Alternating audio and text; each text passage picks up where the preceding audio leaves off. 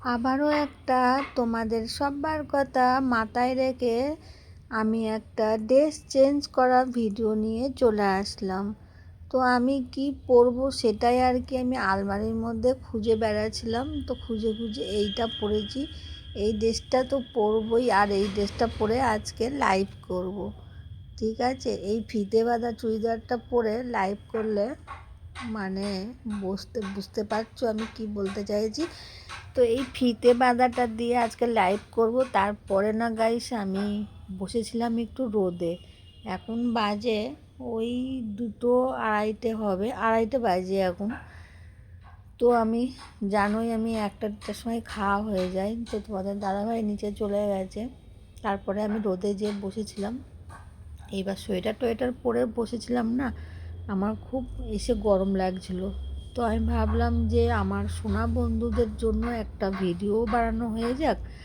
আর আমার যেহেতু গরম লাগছে তো সোয়েটারটা খুলে ফেলি। আর আমার শরীরে একটু না কি বলবো বন্ধুরা, বেশি গরম মনে হচ্ছে।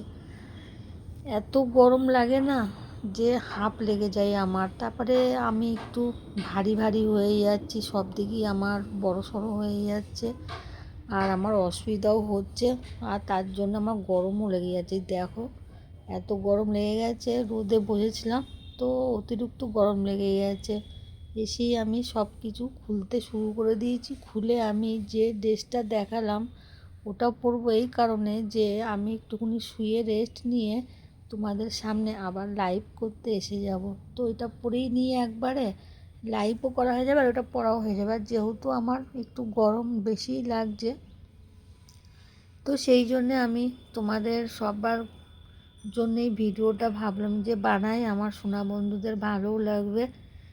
তো সেই জন্য সোনারা এই ভিডিওটা আমি তোমাদের জন্য প্রেজেন্ট করলাম। আর আজকের ভিডিওটা এমনটাই হতে চলছে যে এই দেখো আমি অলরেডি ওটা খুলে ফেলেছি। খুলে এখন একটু মাথা যায়, কারণ কি আমি পুরো এলোথেলো হয়েছিলাম, রান্না বান্না এই সেই ওই করতে এই 2:30 বেজে গেলে তবে ফ্রি হয়েছি। তারপরে বললাম রোদে বসেছিলাম, এখন একটু মাথা যাবো, ফ্রেশ হয়ে তারপরে একটু শুবো। শরীরের মধ্যে এত গরম কেন আর এত গরম লাগে কেন জানি না। তোমাদের কারো জানা থাকলে আমার সোনা বন্ধুরা অবশ্যই কমেন্ট করে জানিও। আর হ্যাঁ, ভিডিওটা স্কিপ করবে না, একটু বড় হবে কিন্তু ভালো লাগবে। আর যদি ভালো লাগে শেয়ার করতে ভুলবে না। আর একটা কথা আমার সোনাদের সব সোনাদেরকে মনে করিয়ে দিই, ভিডিওটা ভালো লাগলে অবশ্যই চ্যানেলকে সাবস্ক্রাইব করে চ্যানেলের সাথে থাকবে। আর বৌদি এরকম ভিডিও দেখতে থাকবে।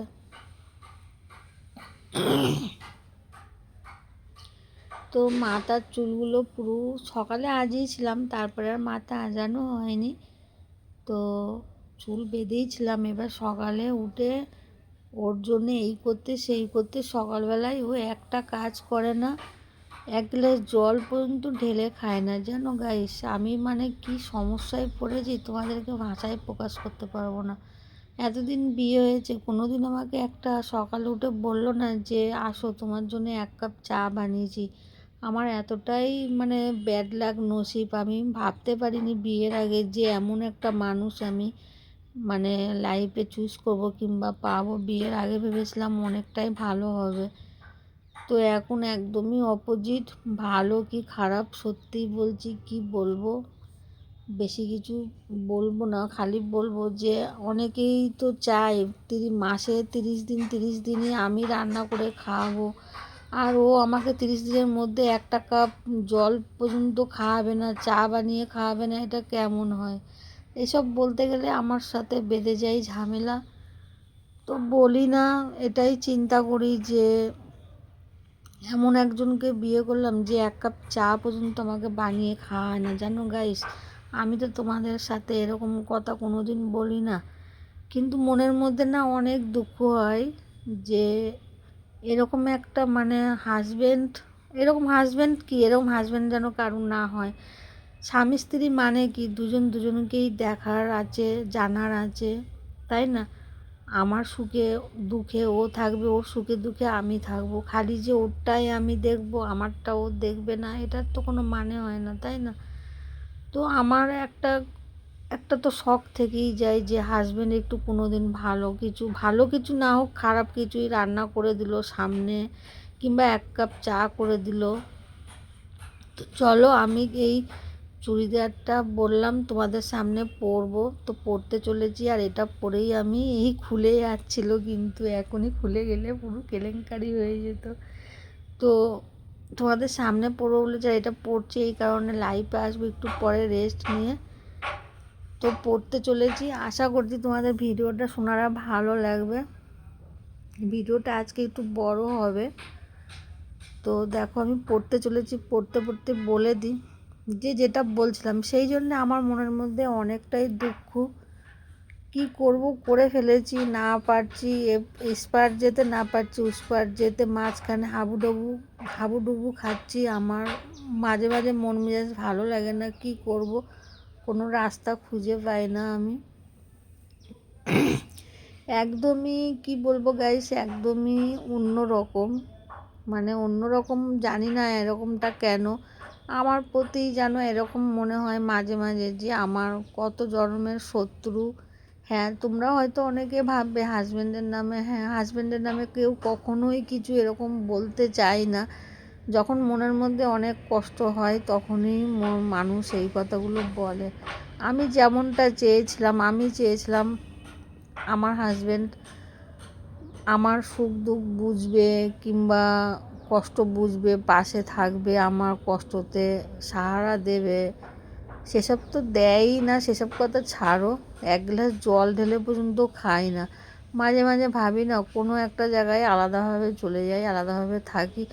আমাদের সমাজটা একদমই অন্যরকম, মেয়েদের কষ্ট কিন্তু অনেকেই বুঝতে চায় না। তো তোমাদের খুশির জন্য একটু ঝাঁকালাকা করছি, যাতে তোমাদের একটু ভালো লাগে। আমি চাই না যে আমার মানে কথাগুলো শুনে তোমরা ইমোশনাল হয়ে যাও। চলো বাকিটা অন্য সময় বলবো, কিংবা লাইভে বলবো। তো ভিডিওটা আমার সোনা বন্ধুরা শেষের মুখে,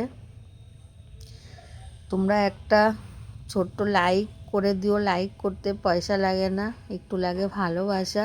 তোমাদের ছোট্ট একটা লাইকে কিন্তু আমার আরও উৎসাহ দেয় এরকম ধরনের ভিডিও তোমাদের সামনে প্রেজেন্ট করার জন্য, তাই না? তো অবশ্যই এটা তো আশা করতেই পারি। তো চলো তোমাদের সবার সাথে আবারও আমার দেখা হচ্ছে নেক্সট ভিডিওয়।